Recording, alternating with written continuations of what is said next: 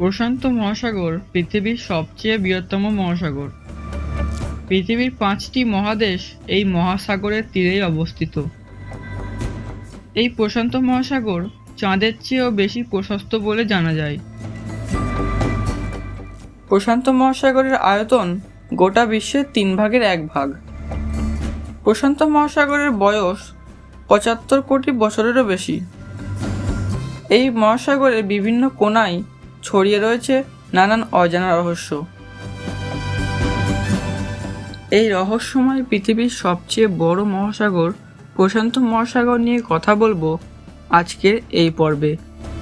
তো চলুন শুরু করি।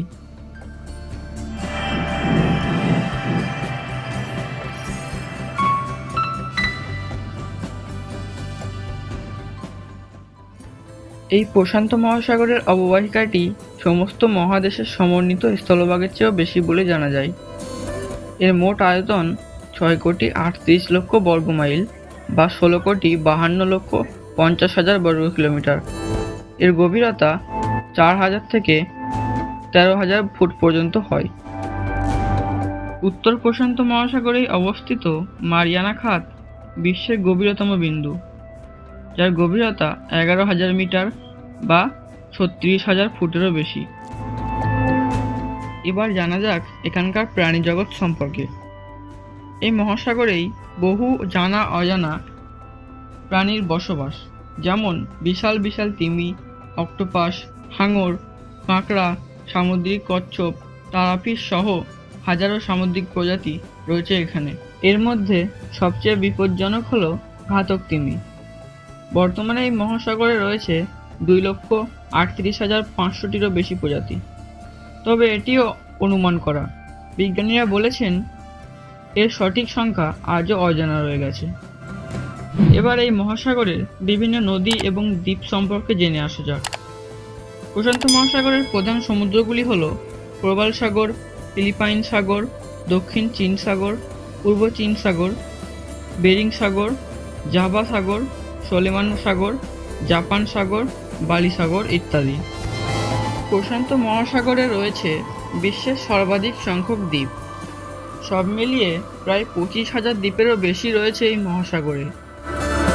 এর মধ্যে যে সকল দ্বীপ বা দ্বীপপুঞ্জ সম্পূর্ণ প্রশান্ত মহাসাগরের অভ্যন্তরে অবস্থিত সেগুলিকে 3 ভাগে বিভক্ত করা হয়। 1. মাইক্রোনেশিয়া, 2. মেলানেশিয়া, 3. পলিনেশিয়া। এই প্রশান্ত মহাসাগরে বিভিন্ন প্রকার স্রোত দেখা যায়। এর মধ্যে শীতল স্রোতগুলি হল কুমেরু স্রোত, হাম্বল স্রোত, ক্যালিফোর্নিয়ার স্রোত, বেরিং স্রোত, এবং উষ্ণ স্রোতগুলি হল দক্ষিণ নিরক্ষীয় স্রোত, পূর্ব অস্ট্রেলীয় স্রোত, উত্তর নিরক্ষীয় স্রোত, জাপান স্রোত, আলাস্কা স্রোত এবং উত্তর প্রশান্ত মহাসাগরীয় স্রোত। এই মহাসাগরের পানির তাপমাত্রা সর্বনিম্ন -1.4 ডিগ্রি সেলসিয়াস থেকে সর্বোচ্চ 32 ডিগ্রি সেলসিয়াস পর্যন্ত হতে পারে। এর পাশাপাশি এই পানির লবণাক্তের পরিমাণ প্রতি 1000 অণুতে সর্বোচ্চ 37 থেকে সর্বনিম্ন 32 পর্যন্ত কম বেশি হতে থাকে। 1561 খ্রিস্টাব্দে এই প্যাসিফিক ওশিয়ান বা প্রশান্ত মহাসাগরের নামকরণ করেছিলেন পর্তুগিজ নাবিক ফার্ডিনান্দ ম্যাগেলান। সমুদ্রের বহু প্রতিকূল পরিস্থিতি অতিক্রম করে তিনি এই স্থানে এসে সামান্য প্রশান্তি লাভ করেন। তিনি এরপর এই জলভাগের নামকরণ করেছিলেন মার প্যাসিফিকো, যার অর্থ প্রশান্ত মহাসাগর। যে সমস্ত স্বাধীন ও সার্বভৌম দেশ এই প্রশান্ত মহাসাগর ঘিরে রয়েছে সেগুলি হল Canada, Japan, Argentina, Malaysia, New Zealand, Indonesia, Australia, Thailand, Russia, Singapore এবং যুক্তরাষ্ট্র ইত্যাদি। এই প্রশান্ত মহাসাগরের অনেক রহস্যময় জায়গা রয়েছে। এর মধ্যে আলাস্কা উপসাগরে, যেখানে বেরিং সাগর এবং প্রশান্ত মহাসাগর মিলিত হচ্ছে, এখানকার দুটি জলরাশির রং সম্পূর্ণ আলাদা। এর কারণ হলো প্রশান্ত মহাসাগরের তুলনায় বেরিং সাগরের জলের লবণাক্তের পরিমাণ খুবই কম। এই মহাসাগরের আরও একটি উপসাগরের নাম ডেভিলস সি। জাপানের উপকূলের কাছে অবস্থিত ড্রাগন ট্রায়াঙ্গেল এক রহস্যময় স্থান। এই জায়গায় অনেক বড় বড় জাহাজ, বিমান হারিয়ে গেছে। আর কেনই বা এরকম হয় তা আজও জেনে ওঠা সম্ভব হয়নি। এই প্রশান্ত মহাসাগর ধীরে ধীরে দূষিত হচ্ছে। এক সমীক্ষায় দেখা গেছে যে এই মহাসাগরের মধ্যে প্রায় 1200 কোটি কেজিরও বেশি প্লাস্টিক রয়েছে, যা দিন দিন আরও বেড়েই চলেছে।